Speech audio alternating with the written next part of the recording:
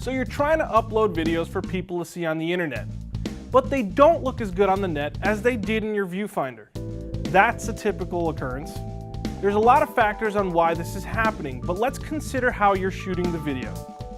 Video is a close-up medium, and with the small image size of internet video players, it's even closer. My name is Jason Barbosa, and I'm from Total Training. In this brief walkthrough, I'll give you some tips on how to produce a better internet video.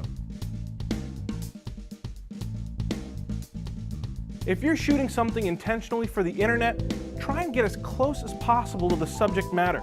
In post-production, you could edit your composition in a smaller resolution window and insert a higher resolution clip so you can pick and choose what portion of the clip you want displayed, pretty much getting the best part of the shot in the frame. If you have some say in the wardrobe, try to have your talent wear bright, vivid colors when you're shooting. Bright colors define sections better in video fields. Try to avoid noisy, detailed backgrounds with a lot of movement. The worst example of this are trees swaying in a breeze with leaves going all over the place. A great example with the use of color is South Park, and I'm absolutely serious when I say this. The art style is simple, bright, and there are no gradients. Anything animated really is a good example of color. The rules for avoiding bright, saturated colors in a TV signal don't really apply to the internet, so you can really pump up the saturation if you want.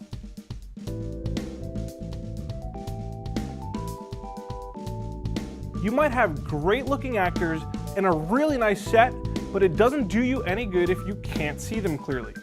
Good lighting on the subject helps define areas of the image. Try to avoid dark spots in your video unless they're intended to be there, like in a horror flick. Also, by applying a video filter from within your editing application, you can add some contrast to squeeze out those awkward midtones. This next tip I'm about to give you, I really have a big problem with as a viewer. Here's a scenario. You clicked on a link to watch an interesting video, like an alien sighting or something, and just when you're getting to the good part, the camera starts shaking and you can't see anything. Cut down on camera motion as much as possible. Motion blur gets muddy and pixely in compression.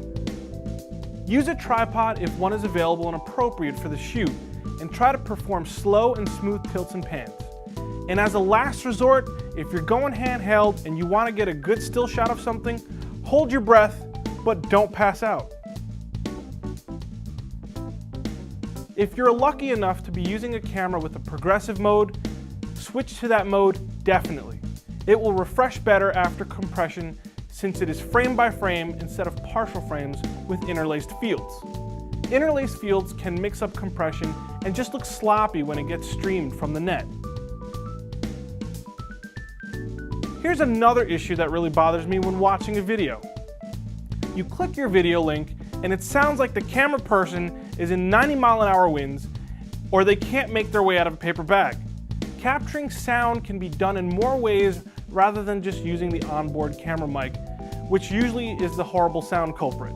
I highly recommend, if you can do this, using an external microphone and placing it as close as you can to your sound source without obstructing the image. If you're going to use an onboard camera mic, please use a windscreen. Here's another good habit. Try to reduce noise pollution. Right before you shoot, stand still and notice what you hear. If you're on set, close down your set as much as possible by shutting doors and windows, or try to find a place that's quieter.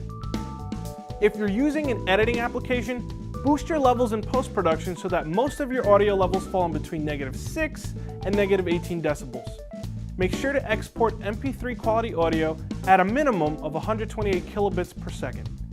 If the real audio is unimportant, add some fun or appropriate music. Just make sure not to use copyrighted stuff without permission.